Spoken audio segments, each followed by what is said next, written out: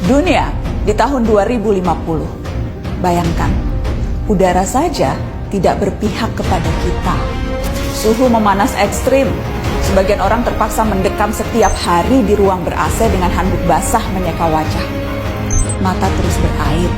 Dan kita hanya dapat tertidur di setiap subuh karena cuma itu waktu yang cukup sejuk. Di luar tembok rumah kita, peningkatan suhu menyebabkan kekeringan parah di banyak belahan dunia. Hanya orang kaya yang bisa membayar air.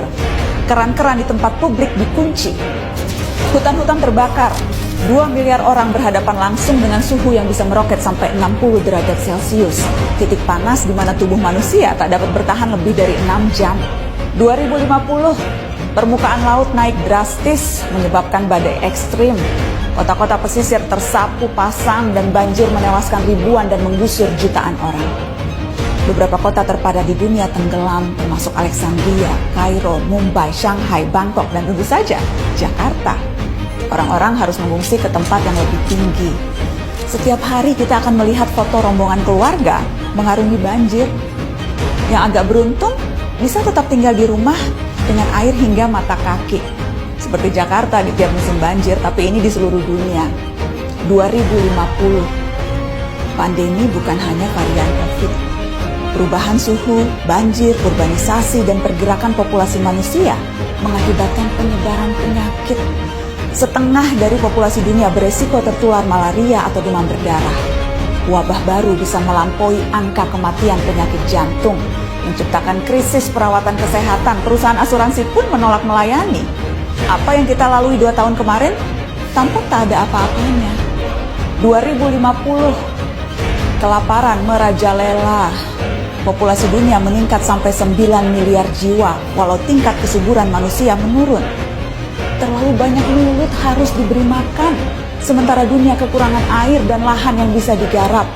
Bahan makanan akan semakin mahal, jumlah orang kurang gizi di dunia pun terus meningkat. Sementara bantuan logistik, kalaupun ada, pasti tiba terlambat karena terhambat bencana di mana-mana. 2050, hubungan internasional tak lagi akur. Setiap negara menjadi egois dan saling curiga. Perdagangan global macet karena negara-negara berhenti mengekspor dan memilih mempertahankan sumber daya mereka sendiri. Padahal jutaan orang butuh bermigrasi. Tapi banyak negara lockdown dan menjaga perbatasan dengan tentara. Sedikit kesalahpahaman akan menciptakan perang. Dan seperti biasanya, netizen lalu memperuncing keadaan dengan memenuhi media sosial dengan teori konspirasi dan video-video propaganda.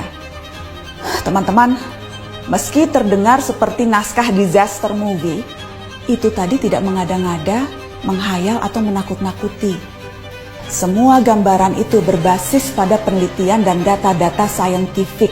Hitungan skenario 2030, 2050, 2100 per tahun semuanya ada. Isu ini bahkan telah mempertemukan para pemimpin dunia, tak terkecuali Indonesia. Kemarin Presiden Jokowi hadir dalam KTT COP26, sebuah forum tingkat tinggi yang diikuti 197 negara. Mereka membicarakan masa depan, rencana untuk menghalangi skenario-skenario tadi terwujud. Memang sulit, karena masing-masing negara punya kepentingannya sendiri. Akan ada tarik ulur yang berbelit-belit, tapi kesepakatan harus dilaksanakan. Dunia harus melakukan pengurangan karbon secara progresif, mencapai target 0 emisi segera. Negara-negara maju yang secara historis lebih bertanggung jawab harus mau membantu pendanaan negara-negara lain untuk ikut memerangi krisis iklim. Dunia berpacu dengan waktu. Gelisah tidak akan menghalangi 2050 sampai di kalender kita. Kita harus serius mempelajari isu ini, termasuk mengawal kebijakan dan langkah-langkah pemerintah. Sorotan terhadap COP26 menegaskan Indonesia, selama tinggal di planet yang sama, tidak terbebas dari resiko maupun tanggung jawab. Ada yang bisa kita lakukan sebagai individu, tentu saja itu perlu. Namun rangkaian kebijakan negara yang berdampak signifikan, itu yang paling kita butuhkan, segera. Kita tak bisa memilih planet, tapi masa depan bisa.